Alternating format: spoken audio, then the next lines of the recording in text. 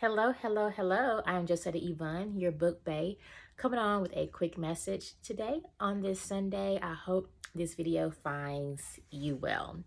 So, I came on last week to discuss some of the books I will be reading for Black History Month. And although this is Black History Month, this is also the month many consider to be of love because of Valentine's Day. And it is also Heart Health Month. So make sure you're staying checked in on your cardiovascular health. And one of the books I'm adding to my reading is a love song for Ricki Wilde by Tia Williams. If you've never heard of her, she read a really great book. She wrote a really great book. I think it was 2023. I think I read that book by her. It was called 7 Days in June. It was a wonderful book, a love story, and who doesn't love a happy ending? So to lighten the mood and to add a little, I won't say spice, a little romance to the reading this month, I decided to pick this book up. I already had it on my bookshelf. I had planned to read it sometime this year, but when I was shopping my bookshelf and I saw this, I said, you know what, why not add this to the mix this month for the month of love, you know? So this book, let me share with you the synopsis. It says here, Ricki Wilde has many talents, but being a Wilde isn't one of them. As the impulsive, artistic daughter of a powerful Atlanta dynasty, she's the opposite of her famous socialite sisters. Where they are long-stemmed roses, she's a dandelion, an adorable bloom that's actually a weed, born to float wherever the wind blows. In her bones, Ricki knows that somewhere a different, more exciting life awaits her. When a regal Miss Della invites her to rent the bottom floor of her Harlem brownstone, Ricki jumps at the chance for a fresh beginning. She leaves behind her family, wealth, and chaotic romantic decisions to realize her dream of opening a flower shop in New York City. And just beneath the surface of her new neighborhood, the music, stories, and dazzling drama of the Harlem Renaissance still simmers. One evening in February, as the heady, curiously off-season scent of night-blooming jasmine fills the air, Ricki encounters a handsome, deeply mysterious stranger who knows her world off balance in the most unexpected way. Set against the backdrop of contemporary Harlem and 1920s decadence, A Love Song from Ricki Wilde is a modern fairy tale of two passionate artists drawn to the magic and romance of New York and whose lives are irreversibly linked. That's my first time reading the synopsis. And this is Tia Williams right here. But the book has started off with a bang. First off, Ricki Wilde. She's actually named for her father. She's a junior. They wanted her to be a boy so bad. Her name is actually Richard Wilde, Jr., after her father. And since her mom could not come up with any other names because she had her other girls, I think it's 3 other sisters that she has that's older than her, and their names all start with an R. Her mom allowed her to be named Richard Wilde Jr. Anyway, that should tell you that you're going to be in for a treat here. So, you know, we all have a person in our families, especially if we're not the only children, that kind of sticks out. They kind of go to the beat of their own tune.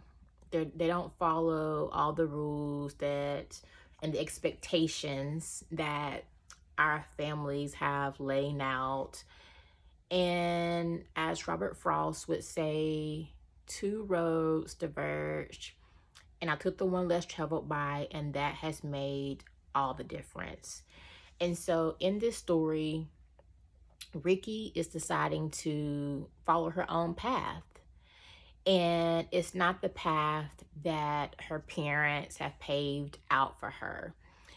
It's not to stay in the funeral home business, upselling caskets and whatever else, I guess they have musicians coming in and famous people. She decides that's not what she wants to do. She doesn't want to continue that legacy. She already has 3 other siblings ahead of her that's already doing that. They've already gone to college, got their business degrees, inherited their money because they followed the path. And Ricki, she's not doing that. She's like, you know what? I'm gonna bet on myself. I know I did not finish college, so therefore I have not obtained the inheritance and gotten my business. I'm into flowers. I love the botanicals. I love, you know, the beauty of nature. And I want to follow that dream. And look at my IG. Look at what all of these people are following me. They love what I'm doing. They love what I'm putting together. My family is the only people that don't believe in what I'm doing. Not supportive. And even her dad told her, he said, well, at least if you had went to college and finished and gotten your degree, you could have got your inheritance, opened your funeral home, and then you could have done this on the side and not be a starving artist. And so Ricki decides it's gonna be what it's gonna be. I am willing to chase this dream. I have saved some money. I have had sponsorships online. I'm going to invest in myself. And so her father tells her, well, I consider this to be your 2-week notice. And just like that, she's got to figure it out. She has to figure it out. The baby, she has to figure it out. She's the youngest, and they won't. To me, that was really being done to not only the scare tactic, but to show her you may fail without us. So I'm really rooting for her. She has opened her business. This woman that came into the funeral home showed her the place, the brownstone they mentioned in the synopsis, and it is so enchanting the way she describes it with the flowers, the vines all around and coming through, and it just feels right. Sometimes when you know, you know. And she saw the place, she knew, and she moved. She moved her life there and opened her business, and it's going well. It's going well. Like anything, it has its ups and downs. And that's kind of where I left off at. A beautiful story, super enjoying it. It's so crazy because the Harlem Renaissance keeps popping up. I just saw a book come out about the Harlem Renaissance. And some other things. So I'm thinking I might pick that up as well. But yes, so definitely check this out if that sounded interesting to you. A couple of things that made me laugh. On here, Ricki's mom says, to look your best, don't lead with breast. And she kind of maybe chuckled when she said that at dinner time to her daughter. And then another one, when Miss Della was talking to her, she said, Miss Della was a client that came in for some funeral services. And here she says, to me, love is like listening to an album. Some people skip to their favorite songs and ignore the rest. Other people listen to that entire album over and over until it's familiar and cherished, and they know every note by heart. That's how Dr. Bennett and I loved each other. He was music I could listen to forever. Ricki blinked at this stranger's striking face. She'd never experienced love like that, and she doubted it existed outside of urban legend. But the way Miss Della put it, transformative love, sounded actually attainable. She wondered if she'd ever find it for herself. Dr. Bennett sounds like a wonderful man. Enchanted by the older woman, I can't imagine how it must feel to love and lose a soulmate. The love doesn't stop just because it's gone, just because he's gone, Miss Stella said with careful practicality. And to answer your earlier question, I'd always hoped to live in Harlem. And so there she goes, moving to Harlem. So yes, if you are in the mood for a love story like no other, I heard someone say magical realism. I don't know. I haven't dived that far into it. But I look forward to it. It sounds like a wonderful love story, and it sounds like Ricki is going to land on her feet and have a happily ever after, despite what her family thinks of her and what they're speaking over her. So I look forward to the reading. And another thing I wanted to share. So this is my Essence book for January, February. My daughter tore the top of my Essence book. But in here, they had a area on Black love. And one of my favorite couples that gave advice was Wes and Don Moore. And I think what made me pick this up, I actually have a monthly subscription, but I really encourage people to have subscriptions with our magazines, especially our Black magazines. I remember as a kid growing up, my great aunt always had, she would have Ebony and Jet at her home in Black Enterprise.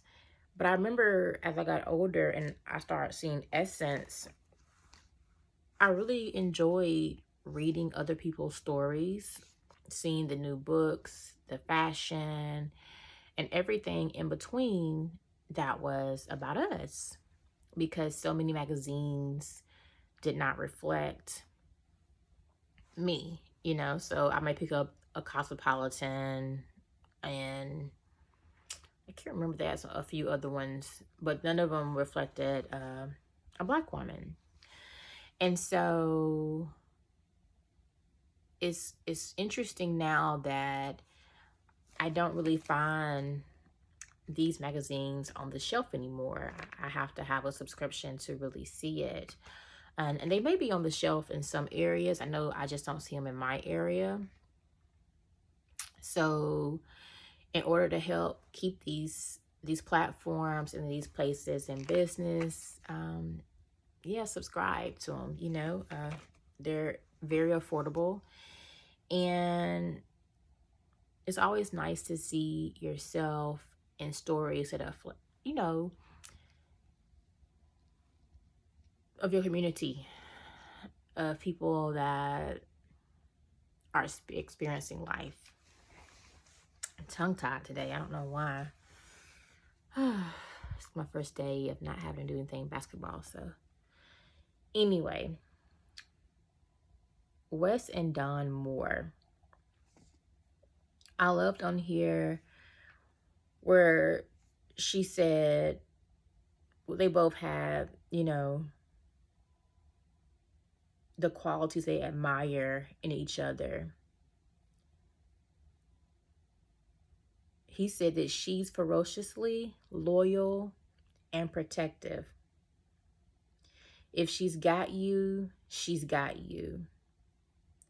This fierce loyalty, he explains, not only sustains the relationship, but enriches it. And for her, she admires her husband's ability to listen and to be a man of his word. He's a promise keeper. If he says something, you know it's going to be done. And he's very disciplined. That level of discipline makes her feel safe because you always know he's going to do what he says he's going to do.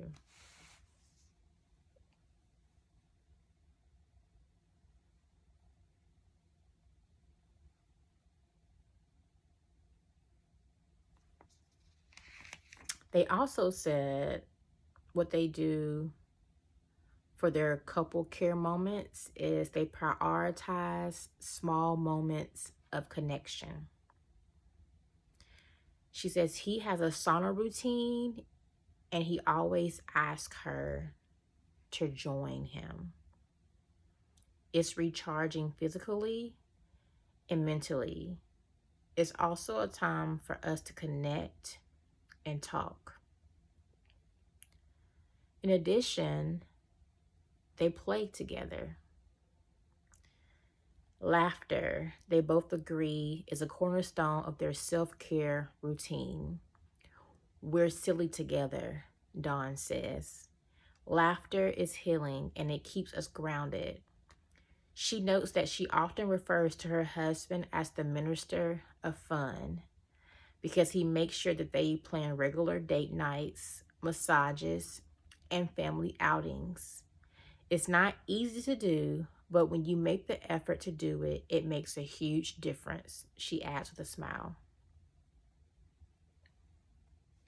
So I loved that they had those kind of tips. Something small, but mighty.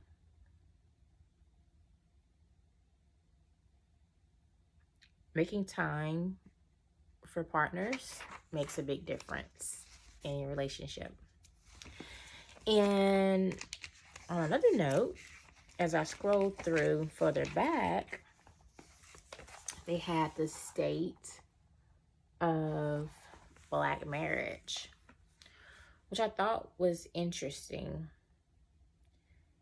50% of Black adults have never been married, in contrast to 34% of the general U.S. population.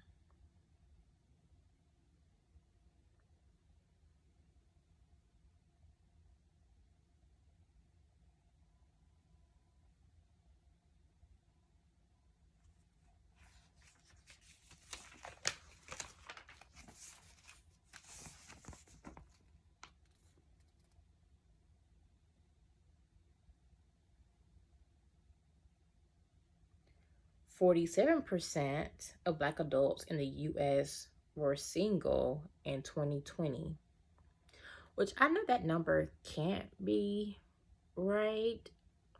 I guess it depends on what you mean by single. Single probably just means not married, because there's plenty of people I know that are in relationships, but not on paper. It's not a contractual.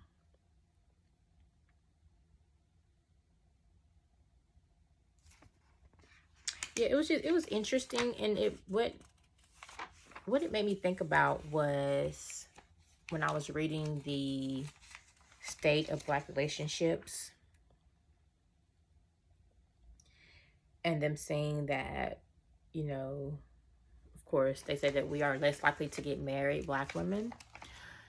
It made me think about the book Curvy Girl Summer.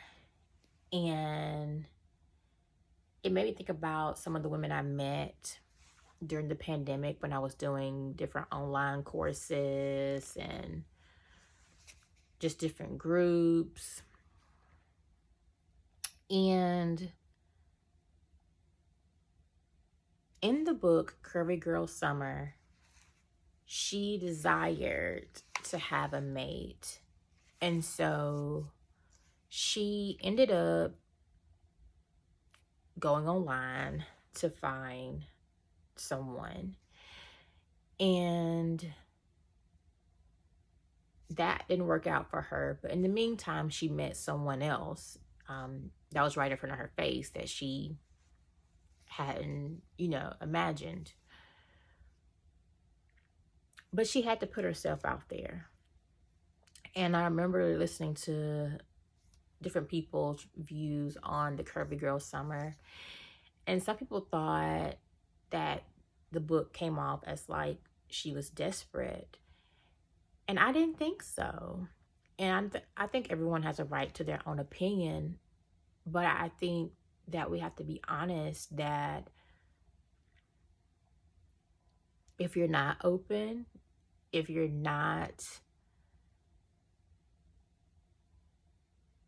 secretive about wanting something and you don't tell anybody that you want it, then how do people know? Like, how do people know to suggest hooking you up with someone or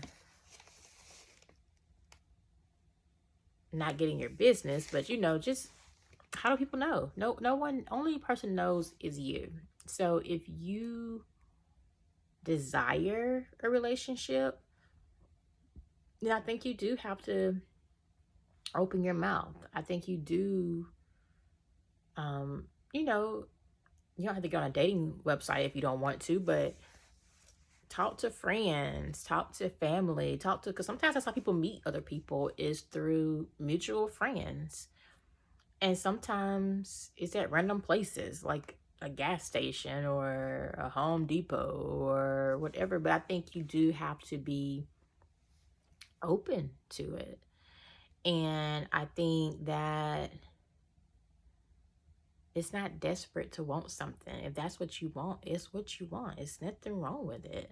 And putting yourself out there, to me, how else are you going to get it if you don't open your mouth and tell people? Yeah, that was just random. I don't know. Anyway, but yes. So I hope you guys have an amazing day. See you all soon. Happy reading and take care. Stay in peace, stay positive, and stay empowered. Bye-bye.